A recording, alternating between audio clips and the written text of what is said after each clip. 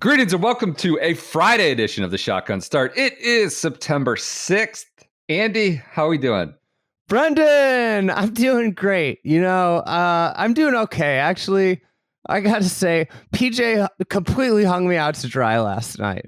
Fantasy draft? Yeah, he just was unavailable. I'm going through the first couple picks. I'm stressed out. He's got a life. This isn't part of his job. He's I was on the clock. uploading the video of the fried egg pod. I was editing. Grinding. I put my phone down, and this guy is panicking about taking Tavon Achan in the third round. Second round. Am I taking Achan and Pacheco? I don't. Do you care that much about fantasy football, Andy? I don't think I've ever encountered this part of your... I've done this forever by myself. Well. Okay. Sometimes with the help of my cousin, who now feels like he's been just cast aside by PJ. And then PJ, at the moment I needed him most, is unavailable to me. But I survived. I survived. I got through it. I was able to make the picks. And but I was sitting there waiting until the end of the clock, waiting for PJ's reply, and it never came. How you feeling? You got Titans Sunday. This is the last time we'll talk, I suppose, or at least in a podcast format. We talk too much every day, a lot. But how you feeling for the public? I feel good. I feel great. Honestly,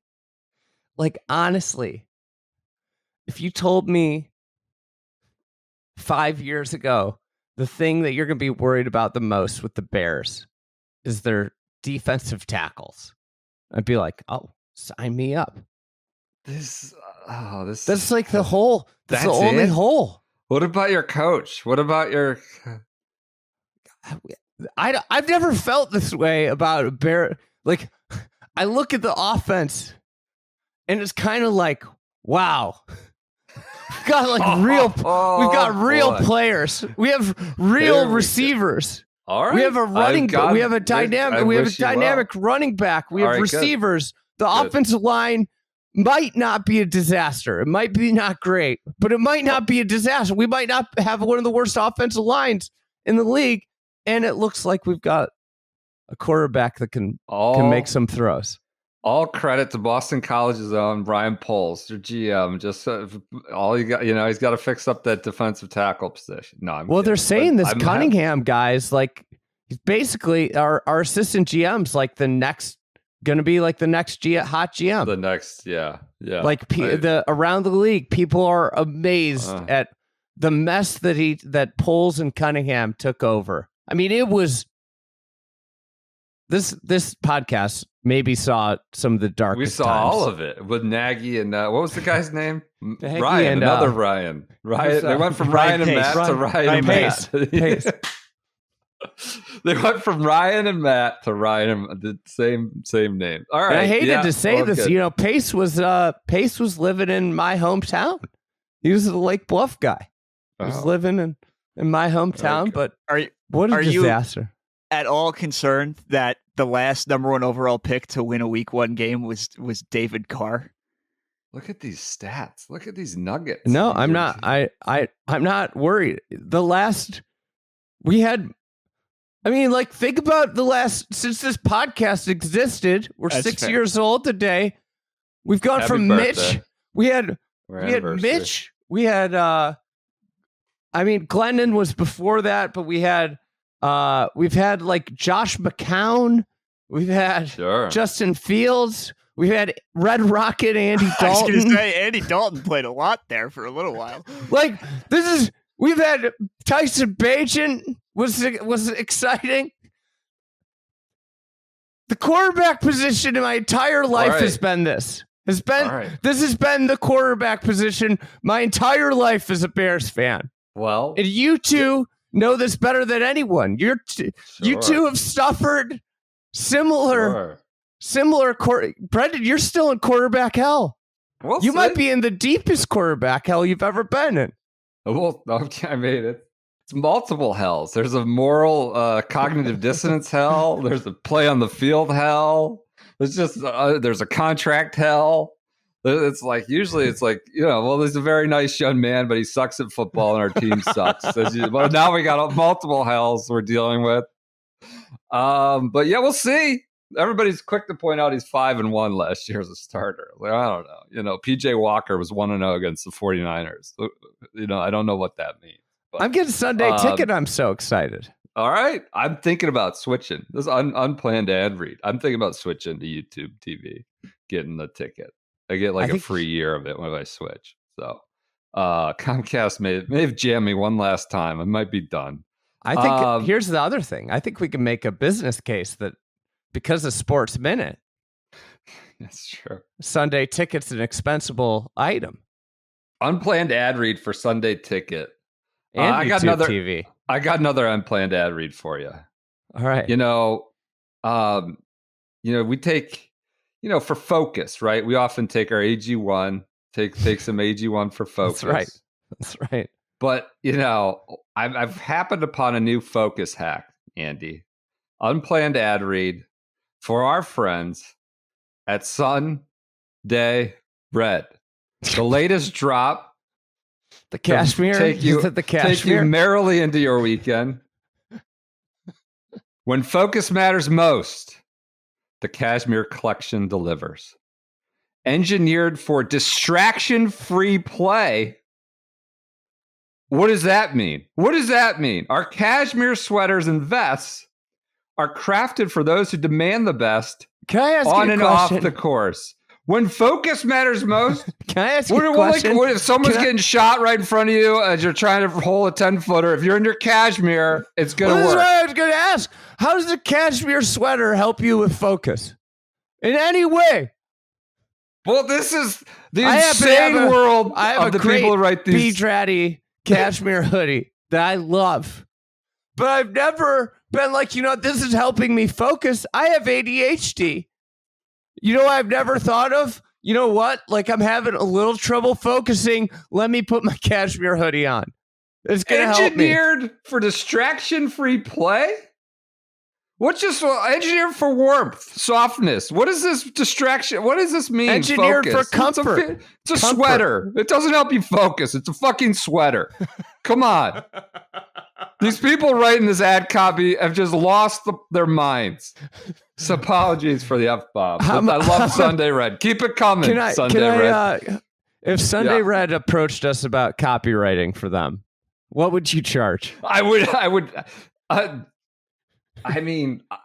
do it gratis. I'd have so much fun coming up with this. I'd have so much fun. I would do it on my, pro bono. You would lose the ability to make fun of it.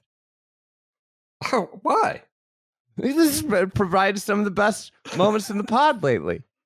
Well, I might, throw some Easter eggs in there for our pod. I don't know, but that's the focus. Can I ask you another question? Yeah. 6 years ago in a week.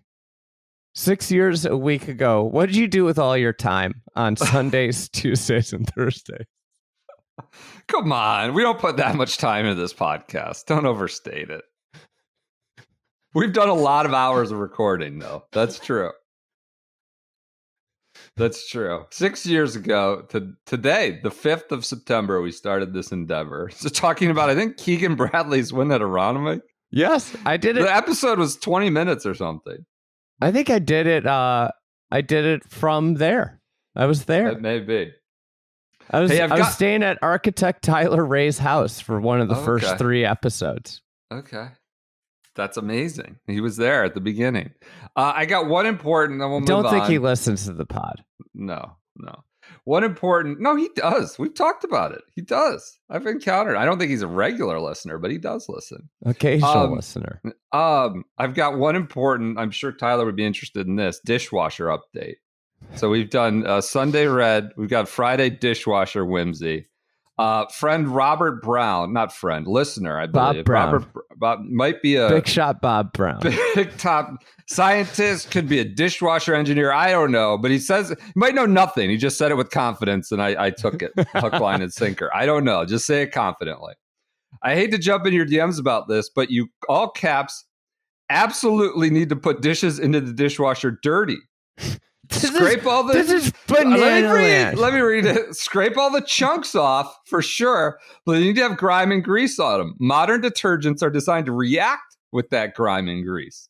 If there isn't anything there, the detergent just slides over the dishes and washes away. It needs dirt to activate and properly clean and sanitize. If those globs of butter are still Bob. there, Don't come on my podcast and tell me how to do dishes. It isn't a theory; it's soundly based in science. I don't know, Bob. I need to hear more, but I felt like that was compelling evidence to offer to the masses here. Yeah. What if you wash them before you put them in the dishwasher? Well, that feels duplicative. That's what I do. I wash them, and I put them in the dishwasher. Man, don't tell your California neighbors about that. They're going to be throwing granola at you as you just try to walk down the street. They're going to be so mad. You're wasting water like that. You got to stop with all the granola commentary. No, not everybody eats granola out here. All right, fine. Now they'll get on their e-bikes and try to mow you down. They're going to be wasting water out there. All my neighbors do have e-bikes. I myself have an e-bike. You do? Oh, that's right. I got given it. You know what? My neighbor... We share. He's a podcaster. He's an outdoors podcaster. We share at least one common listener.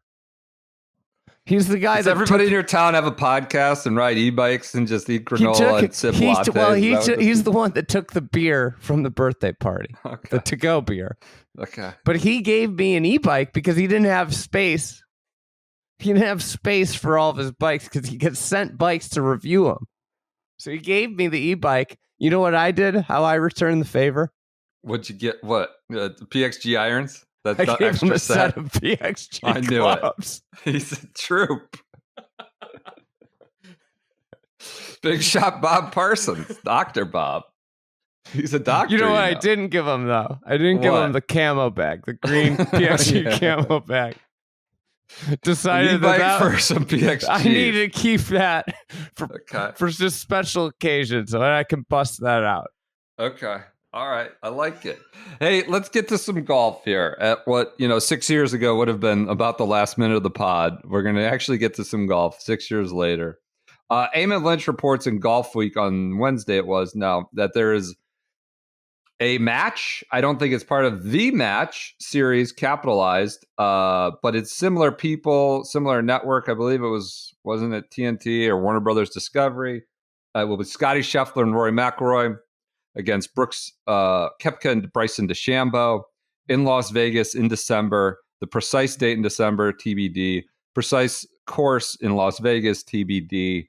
Format, I don't think there was anything in there about that, but Eamon Lynch confirmed it with I think Rory was on the record, mentioned, we should do this. It'll help maybe bring the game of golf together. People want it together. Agent for Scotty and Brooks, Blake Smith confirmed it. And I think even Bryson's agent, Brett Falkoff, who I didn't know was on speaking terms with a lot of the press. And certainly Eamon did confirm it, I believe, as well. So it sounds like this is happening, but with some of the details to still be sorted out. Mid-December. Yeah. What do you make of this? Are you excited about it? I mean, as a golf product. How about as a golf product? No, not really. I just I'm kind of done with the made for TV matches. I think I think there needs to be 2 matches going on at least. There's too much downtime. All right, I'm excited. This is what I'm excited about. This is the first thing that golf fans have actually wanted in a long time.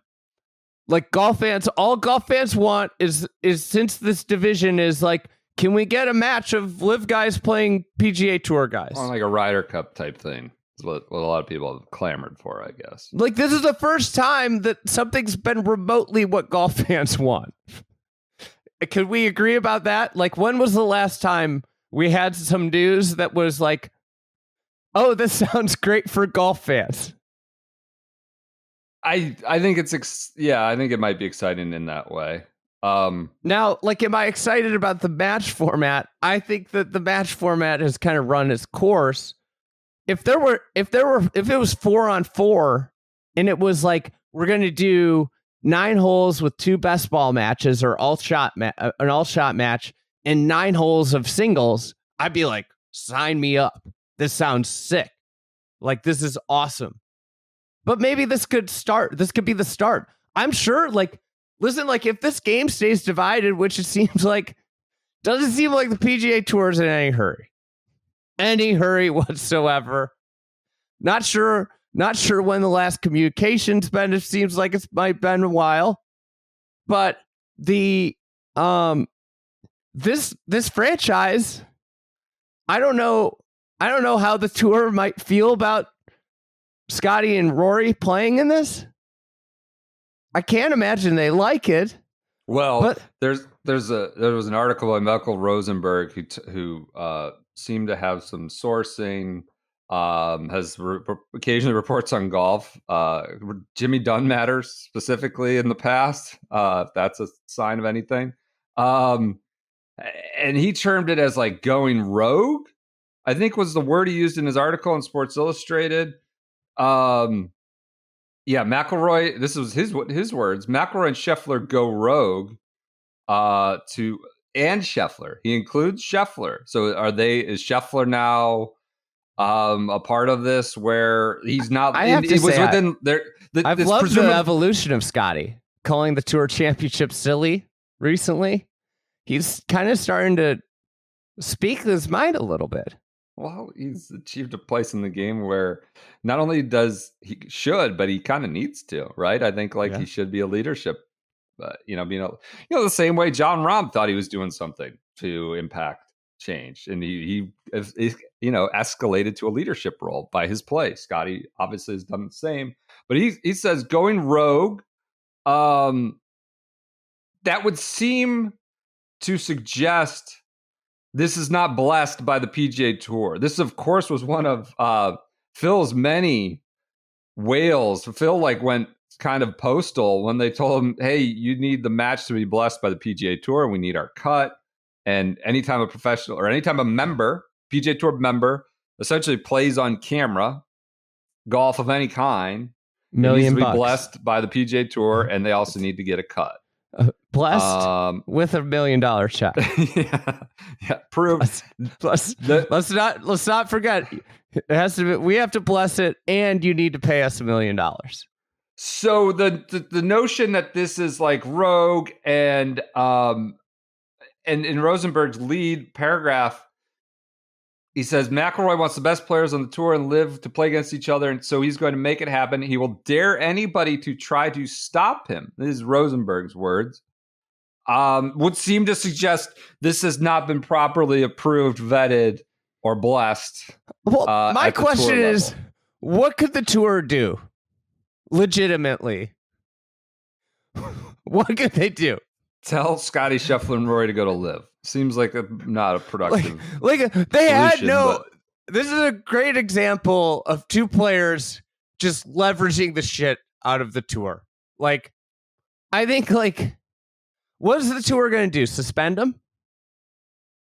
I think they could do that. I don't know. Are they going to suspend Scotty Scheffler and Rory McIlroy? Legitimately, is that an option? Is that an option for wanting to play a match in December? A one-day match in December. Is that a legitimate option if you're the tour right now? I don't know. We're going to Pebble Beach for the first signature event, kids. Scotty's not here, but you can watch Maverick McNeely. We can go do that. You got a sponsored exemption again. Fill the 70th spot. I think you could suspend him. I don't think that's productive. Okay, fine. Could you suspend Scotty Scheffler and Rory McIlroy? I don't think that is in, I don't think it's the realm of possibilities that you could do if you're the tour. So, okay, using their leverage, I think they can do this. Great. They're going to go play. But where's their leverage for this to affect or impact anything else after this match? Can I just throw something out there? Yeah. Answer the question. Is the most lucrative business opportunity exactly this? Working between the two tours? I don't know. If you did one of these on a monthly basis, would it be the most interesting thing we could talk about outside of the majors? Maybe. I think that's a pretty slippery slope, Andy, quite honestly. Like I think that would be quickly become a PR debacle. Like you're pretty greedy MFer and you're exploiting the division and dysfunction and disloyalty, and you're equally as disloyal. And I kind of feel that way about this match almost. It's like, great, these agents fucking lining their pockets, this production company swooping in like a vulture, picking at the carcass of two tours fighting each other. And they're the only, in Las Vegas Chamber of Commerce make out on this. It's like, cool. I don't really love the optics of that too. But yeah, maybe if you just want to be that guy operating in between two tours, maybe that's your most lucrative. I think it exploits the silliness of this whole frickin' thing. Well, I get it. But so my question though is like, what is their leverage? Their leverage is to go play this match, but then you got to come back to a board and they have no power. They have a certain amount of power, but not enough. And Rory's probably divided. You've pissed them off even more. Yeah. I think this is the whole issue right now with the tour is division. And does this divide them even more? The question, one of my questions is like, and I think I asked this a couple weeks ago, like, are we at a point where like the tour is unfixable? And I honestly think we're kind of there. Rosenberg used the comparison in the article to American politics. It kind of feels like that within the tour, where it's like, I'm on this side, and nothing matters. Like you could have the most sensical thing in the world, but if it's proposed by someone on the one side or the other side, it's an immediate no. Yeah. They need a fucking marriage counselor. I don't think I'm not sure anyone on the tour side is necessarily like bad intentioned. Like I think Rory's well intentioned, but I think sometimes, some of these moves can be unproductive. I'm not saying this one is one of them, but clearly like he's pissed people off on the other side when he talks out of school. I'm not even sure No Hat Pat is like bad intention, and that it's just maybe they're misguided or maybe they're too vindictive. I think everybody's kind of well intended, but it's just beyond the point of people coming. It doesn't seem like they're close to coming together in a productive way.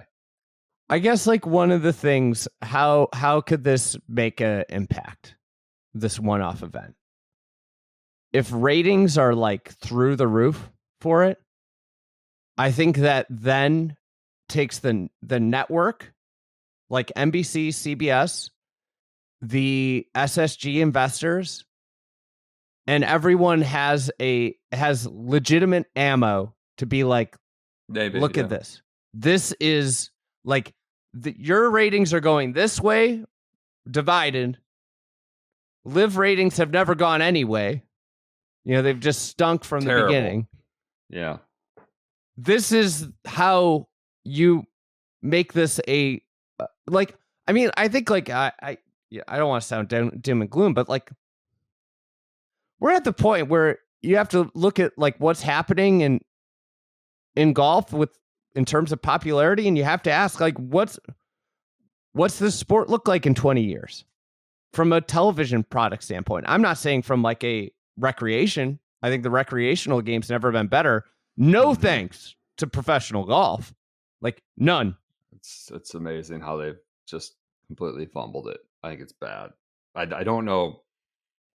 I don't know. You mentioned the top, like how there's not a lot of momentum for these sort of matches. So maybe, but I think there's some intrigue in the whole LIV versus tour thing. I think there's fatigue too. They're starting to become fatigue, and I feel like I don't feel great about this, Andy. Quite honestly, I just don't. I think it's juicy as a golf product. There's 4 really compelling golf talents. I'm just sort of over pro golf right now. The Tour Championship ratings are the worst since 2017.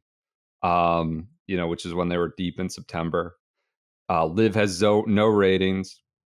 now you got like another made for TV event that's exploiting the not exploiting, but like trying to capitalize on the sort of drama around the dueling tours.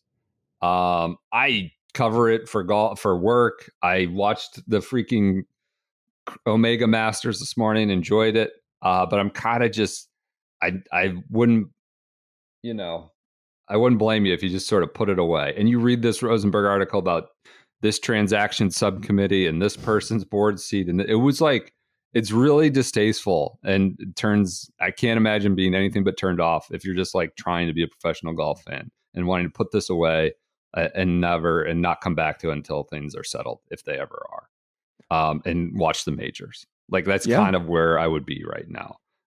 But I'm intrigued by this as a golf product. Let me offer you a palate cleanser for your disdain for pro golf. Right? Yeah. Let me tell you, there's hope coming right around the corner. You know what it is? What? Royal County Down, Irish Open next week. Coffee golf. A little late season coffee golf. Supreme late season coffee golf.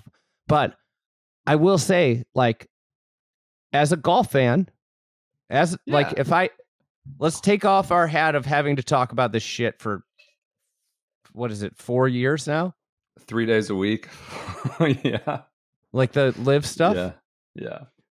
If the match, let's just say if the match wasn't just 4, if it was Scotty, Xander, Rory, and let's just say Morikawa versus Brooks, Bryson, Joaquin Niemann, or Rahm, would you be interested in watching that?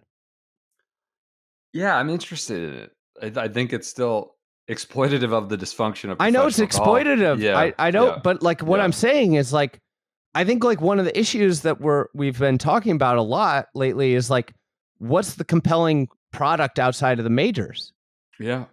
To me, like this is a really compelling product outside of the majors.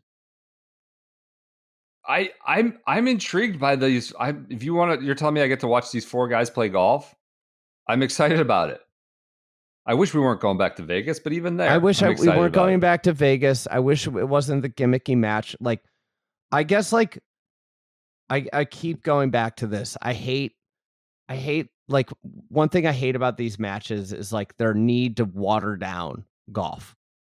Like, just like, can we just like make it a great match at a great golf course? Didn't die for this, for you to go get gimmicky again. The Netflix Cup didn't die for these. Can we just combine the best players in the world and the best courses in the world and make it about the golf? And I'm pretty confident that's why recreational golf is as all-time high, is like people are going out and they're like, wow, golf is really awesome. It's super fun. Yeah. So can we just show the best version of it on the best courses, and then that's probably everything's going to probably take care of itself then. I just we've referenced it a few times. I just want to read the Rosenberg article because I doubt people listening found it and like are maybe people are just rummaging around SI.com. It's like we're citing the Pentagon Papers here or something. And everybody's I'll paraphrase and jump around. He talks about Rory firing a warning shot or some sort of, dare me to stop it. We're going to go play. Pentagon Papers-esque right there. Top players can deny it publicly. They can say everyone is working together, but they know the truth, and that's not it. The tour has become like Congress with different sides using political leverage and little-known bureaucratic rules to gain the upper hand. McIlroy and his allies want to get a deal done with PIF. We know that. Group led by Cantlay, Tiger, Spieth wants control. They are driven in part, not exclusively, by anger. Blindsided by the framework agreement. We knew that. They want to control the terms wherever it goes from here. So they're pissed about June 6th. Then you have Commissioner Jay Monahan. He is trying to keep his job. That reality hangs over all of this. Monahan has to cater to his stars or he'll get fired. I think we're at a point where, it's hard to see this stalemate being broken with Jay still in the equation. But that's, as you read this, I don't know. Maybe that's wrong. I don't think it's going to be broken with any. I think they almost need to just like clean house on the board. Yeah. To understand this dynamic, consider a few developments from the past year. After last fall, after calling Cantlay a dick and saying they had different visions, McIlroy resigned his seat. Then he decided he wanted back on the board. Webb, planned to resign and give his seat to McIlroy. Predictably, not everyone on the board wanted McIlroy back, and bylaws require board members' approval. We've talked about this, 3 times a week pod. So Webb was going to resign his seat, then, to give Roy the term. Then they cited bylaws. You can't do that. It's in the written rules. As Rosenberg points out, nobody seemed to care about bylaws or precedent when a seat was created for Cantlay or Woods. Woods doesn't even have a term. Woods' seat doesn't even have a term. So now they're citing bylaws. So what happened after McIlroy was blocked? Simpson stayed on, tacitly confirming he was only resigning to give his seat to McIlroy. And then Monahan added McIlroy to the tour's transactions subcommittee. So he gets blocked, goes to subcommittee. So follow along. So he should have the voice, but only theoretically he has the voice, per Rosenberg. When players created a policy board seat for Woods last summer, they shifted the power away from the independent directors who have extensive business experience and toward the players. When it was time to choose leaders for the newly created PGA Tour enterprises, the players exercised that power. 6 player directors chose Joe Ogilvy as liaison director. According to multiple sources, I think this is the new part. I could be wrong, but I think this was new, at least for public consumption. According to multiple sources, 5 independent directors chose Mark Flaherty, a member of the policy board, to be chairman of PGA Tour Enterprises. So you have the 5 business guys going with this one, the 6 players choosing Joe Ogilvy, not Jeff, Joe. The players unanimously decided they wanted a different policy board member, Joe Gorder, instead of Flaherty. So the players come over the top and assign Gorder as the independent policy board member instead of Flaherty. Gorder was elected and named chair of PGA Tour Enterprises. A few weeks later, Dunn resigned. Jimmy Dunn saying we can't get anywhere. And then, the power struggle is real. It's contentious. Monahan has been too busy falling on his sword to do anything else. He keeps putting a positive spin on the negotiations, but they're not going anywhere. He goes on, with we're operating in a climate of mistrust for more than a year, throwing out more specifics. These are the facts. In 2020, Cantlay signed an endorsement deal with Goldman Sachs. Flaherty is on Goldman Sachs board of directors. November 2023, Goldman Sachs did not renew its endorsement deal with Cantlay. 4 months later, Cantlay and the players blocked Flaherty from becoming PGA Tour Enterprises chair. Woods and McIlroy are founders of TGL. Its partnership with the PGA Tour. TGL's Boston team is owned by Fenway Sports Group, which of course is a major investor now in the tour. Same with Atlanta Group, Arthur Blank. Jupiter Golf Links is owned by Woods' TGR Ventures and Blitzer of Harris Blitzer, who is tied in with Apollo Global Management, which just signed an endorsement deal with Cantlay. So he's just presenting facts of the entanglement. I was like, yes. This doesn't mean anybody's necessarily motivated by losing their deal with Goldman Sachs, but the appearance of mistrust, conflicts, and vindictiveness is there. The appearance of, and that's part of the problem. Everybody may be well-intentioned, but it's such an entangled web now that this golf article we're reading about is Goldman Sachs, endorsement deals ends up with Apollo. Now you get blocked from the main committee, so you get bounced to the transaction subcommittee, and you have theoretical power, not real power. And that's where we're at with this just mixed up tour that doesn't seem to be going anywhere. And there's an appearance of mistrust and motivated by some sort of, faction where you may be aligned with, either by money or friendliness or position. Can I ask you a question? Yeah. What if the PGA Tour just didn't exist? I mean, after trying to get through that, it sounds like an enticing proposition. That meant to sound rambling and dizzying because it is. What if it didn't exist? I don't know. I think it's probably for the better. I think there's a lot of good people involved and it does a lot of good. I think it does. It's got many, many faults, and many of which LIV have brought to the fore and were rightly pointed out by people who went to LIV. Would we be better off? Would golf being a fan be better if there were just organized matches for pots of money and and state opens, and there was a return of like, if you want a badass tournament, you create it. I think you need a strong centralized thing. I just do, or else you're always going to get. I don't know. I think it's quick to get this exploited race to the bottom stuff. What if someone like the WGA just broke from the tour, negotiated directly with ESPN to broadcast it, and said, "Hey, we're going to have our own tournament. Yeah. Our purse is $15 million."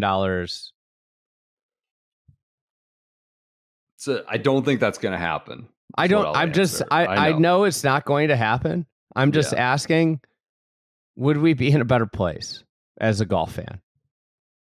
I don't know. And I think that's like a rightful, like an actual question that needs to start being asked is, at what point are we just better off without the PGA Tour?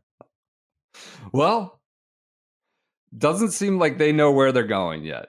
As he pointed out at the end, Yasser said he would give a $1 billion equalization pool for players who didn't go to LIV.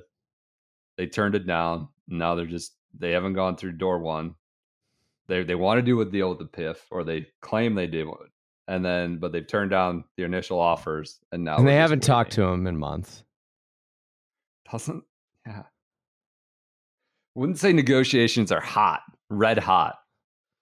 This is like an NFL holdout. It's just like, not going to be on the field week one is where they're at in the talks, it seems like. So no deadlines. There's no deadline.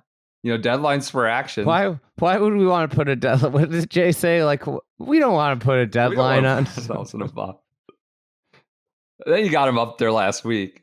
Hey, I was thinking about this. I don't want to pile on. Well, I can't believe we've talked about this for 30 minutes. How many commissioners do a press conference? Does Adam Silver do a press conference with his like EVP of rules, like at the NBA, or like Roger Goodell at the Super Bowl? Does he get like a 2-seated table with his, with the guy that was painting lines 5 years ago?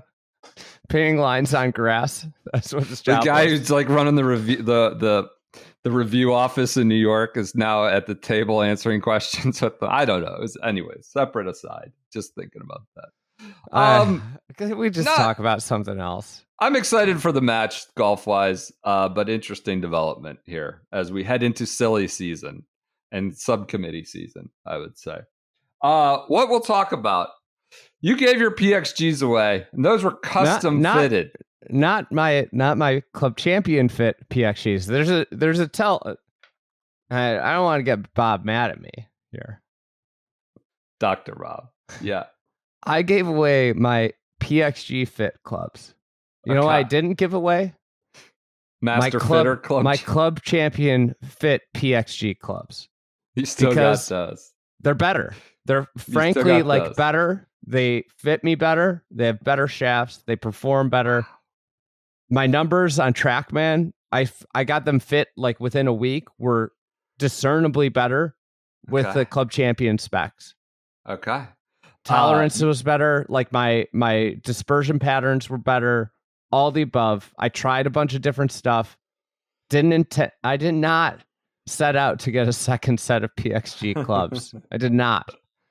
But this is what the data told me. Everybody makes fun of me that I play with. Everyone does. And then I hit it close and I make fun of them because I have a great fitting set of irons. Go to Club Champion. Is it clubchampionGolf.com or clubchampion.com works clubchampion.com. Use the promo code FRIEDEGG. It's now $100 for a full bag fitting with a club purchase, or $50 for any other fitting type. So we're updating the promo code to make it more aggressive, is what I'm told. $100 full bag fitting with club purchase, or $50 for any other fitting type. Again, 65,000 hittable head and shaft combos.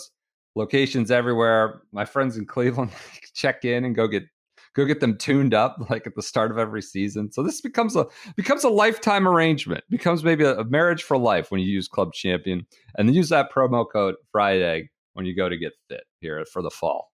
All right, should we do a golf advice or two before we close? Had so many happy chats so far. Any other news? Top Golf and Callaway splitting up. I've been really into this Curry It's Cup. a breakup day today. Yeah. PGA Tour U, is it pillaging NCAA golf?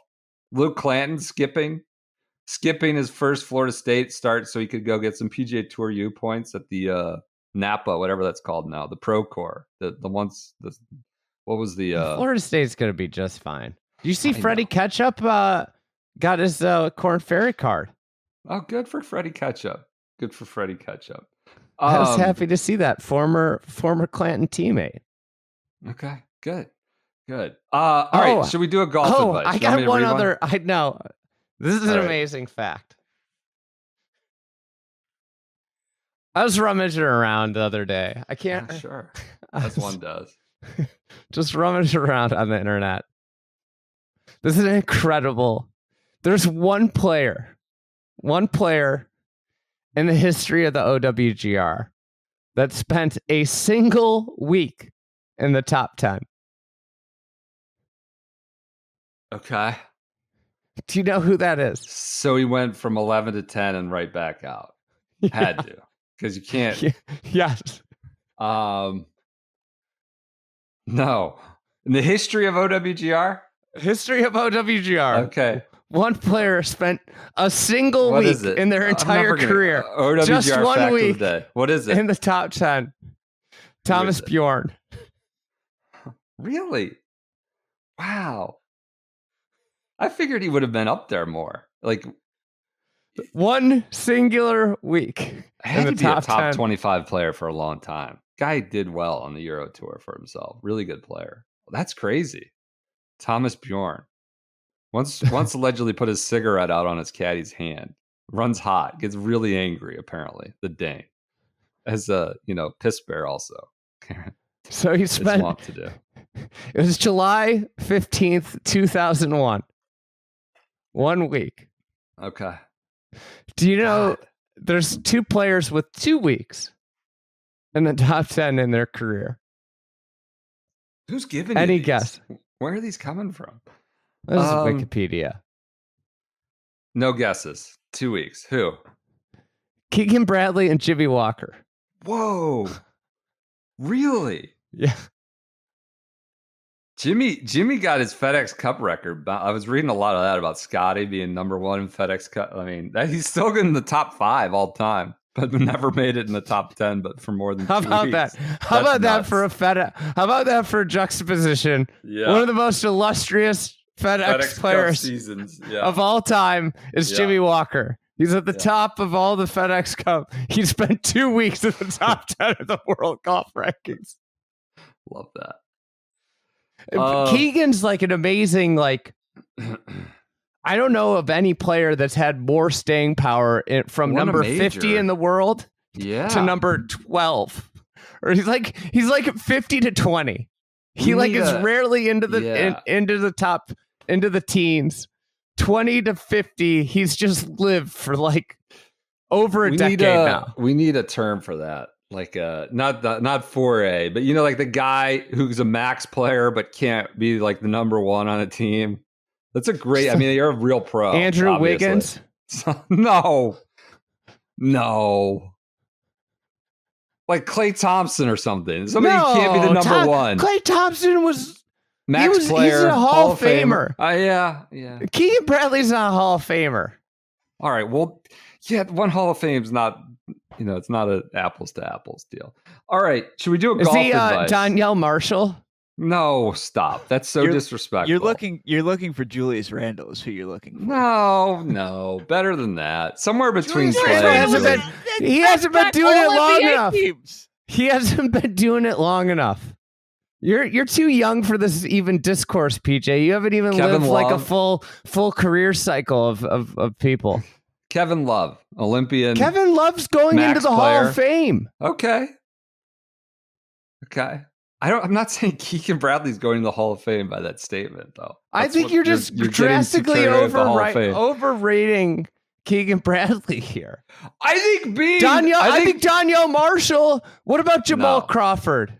I think being essentially 11th in the world to 40th for 15 years is exceptional. way above Tanya Marshall levels. What about Jamal Crawford? Maybe, sure, fine. We're getting somewhere, getting closer, getting warmer. Somewhere in there. Zeroing in on this. Subjective moving target. I want to do one golf advice as an end of the week. We just have to commit to one. Can I do one about Guzman and Gomez? God, yeah. Australian Mexican food is the title. You know how someone compared the Gold Coast to Myrtle Beach? Yeah. We heard from none other than a former tour player. I got a DM from the European tour player turned course designer, turned all-time Australian. Said, no chance Myrtle Beach is as bad as the Gold Coast. It looks beautiful, quote unquote. No, so ugly. So, yeah, that's from a very Gold Australian Coast authority getting shots. This is Australian golf advice and feedback podcast. Yeah. All right, 27. Good day. He said good day. Good day. 27 no kids witnessed a bar fight 3 weeks ago, but didn't partake because they had no interest, ending up in a foreign jail. Through a rotation program, I've found myself living in Perth, Australia for the past 3 months. I am not trying to piss your Australian listeners off, but the food here is terrible, especially the slop they call Mexican food. Now, I am spoiled as I spent my childhood. Think about how far away Mexico is from Australia. Like, maybe just they think about shouldn't that. have it. Maybe you shouldn't offer it. That's just not going to happen. It gets lost on the way over. No way that does. All right, go ahead. Now, I am spoiled as I've spent my childhood in Southern California and my college and post-grad years in Dallas, Texas, but I digress. As I'm sitting here on Friday afternoon listening to the latest golf advice, I hear the response to the Australian Mexican food email and think, wait, we had terrible Mexican food for lunch today from a place my coworkers raved about all week. Lo and behold, it's Guzman and Gomez. As Brendan has said, everyone has guilty pleasures when it comes to food, and I certainly do. I could have tried it on a bad day. It may be better on the East Coast, but let me tell you, the place was horrible. I will forever judge those who eat at this dump. And then he included a screenshot. Truly sick people. It's Uber Eats in Australia. 4.8 stars with over 10,000 plus reviews. Wow, so they love it down there. They love it. They love this trash that's masquerading as Mexican food. As someone who's eaten at Guzman y Gomez, I would give it no stars if possible. Okay. Man, it's pretty hard not to make at least passable Mexican. Like, you know, just make something. I made some the other night. Passable. My wife was like, this is great. Yeah. If I could do it, someone in Australia, this is an opportunity. We're illuminating opportunity for the next great Mexican food brand in Australia. All right, I'm going to do one. Should I do one quick? We got a hard stop here in a minute. We could be 2 minutes late. It's my meeting, technically. All right, you moved it on us. And I'm still running the company. The last time I checked. More cart boy moral dilemmas.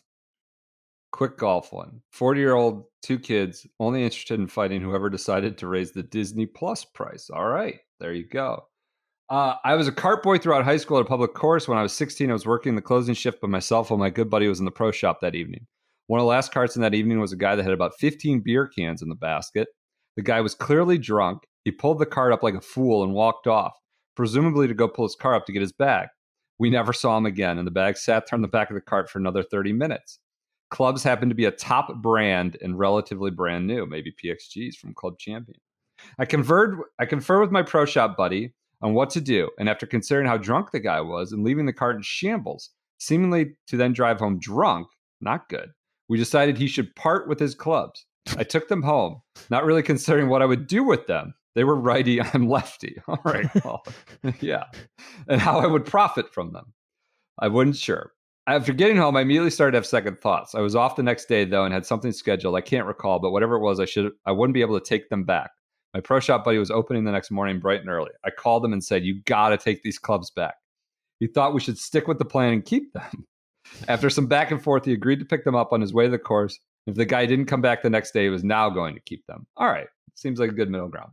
That was fine by me. I wanted out of the scheme, but also didn't want my mom to know what I did. I waited until like midnight when she was asleep. I went out to my car, got the clubs out, and hid them in the bushes in front of my house. My buddy picked them up the next morning. Terrible hiding place. I feel like when I was a kid, I hid beer in the bushes all the time. Yeah. My buddy picked them up the next morning. Sure enough, the guy came back the next day to get his whole set of clubs that he left. So they took them back. In retrospect, 24 years later, I still think the guy deserves some consequences for being an a-hole. Ron? Question mark. I'm just gonna say this. That guy faces consequences every day for being an asshole. Yeah, that's fair. Like, there are consequences that come with being an asshole. Maybe not consequences with every time that you're an asshole. But if you're consistently an asshole, you will face consequences in life. Yeah. Trying to think of some professional Maybe the golfers. PGA Tour board. I'm trying to think. Kind of finally caught up with Ricky's former agent. Yeah, it eventually happens, I suppose, if you're just not nice to people. All right. Yeah, I think you played it right. You can't keep the clubs. I would just like to advocate. We are not suggesting that we would do these things. We would put the speaker in our or that it's good and you should put the speaker in your sweatshirt, or that you take the clubs. We're simply trying to, if my son did that, I would be mad. We have some morals about this, but we're trying to analyze the situation 20 years hence or whatever it is, and, be empathetic to all sides and what might be the right, adjudication of the matter. So I think getting the clubs, the guy driving drunk is no good. Let's not do that. He got his clubs back. I think you guys came out the right way, though, and he deserves some consequences. As Andy said, he probably got them in one way or another, and you just don't have to have the blood on your hands. All right, that does it for this Friday episode. Everyone enjoy your weekends. NFL is back. Guy's retiring. NFL is black. He is. Wow. Some moves lately in the golf media world, huh? Yeah. Club Pro guy is out. All right. It's been a tough month for burner accounts, right? Anonymous accounts. It's been a tough month disappearing, so everyone enjoy your weekend. See, that's a good example. That's a good example, Brendan. If you're consistently an asshole, sometimes it catches up with you. Yeah. Everyone enjoy your weekends. Wash those dishes however you see fit. Watch some NFL. Can I ask a question real quick? Yeah. Worst case scenario for the Browns this weekend. And I'll say my worst case scenario for the Bears. Oh, I mean, God, the universe is vast. There's so many scenarios that are bad. They're favored against the Cowboys at home. It's got to be Myles Garrett. Given 2.5 last I saw. Worst case scenario, I don't know. That they lose. Deshaun Watson is not good, but not terrible enough to bench. That might be the worst case scenario. He's really not good, but they got to keep playing him, and we also lose. Seems bad. PJ, your worst case scenario is that Aaron Rodgers gets hurt again. I was going to say the worst case scenario is that it happens on snap 2 instead of snap 4. We just get half of the amount of time. That's the worst case scenario. Yes. They're away, right? 49ers. They're not on that turf at San Francisco, grass field. Okay. Fingers crossed, right. People. All right. I fear for the overreactions if Caleb struggles. I feel like there's going to be no middle ground with the reaction to the Bears. So are you committing yourself to a tempered response, regardless of what happens? Oh no! If he's good, there's. I'm not saying that I'm going to be above the fray here. Yeah, okay. Just want. I think I am ready. I was trying to be tempered for the longest time through the draft process, and I can't hold back. I've never been so excited for Sunday morning. I'm excited for you. All right, everyone, enjoy your Thursday nights, your Fridays, whenever you listen to this, and your weekends. We'll be back with you on Monday. Talk to you then.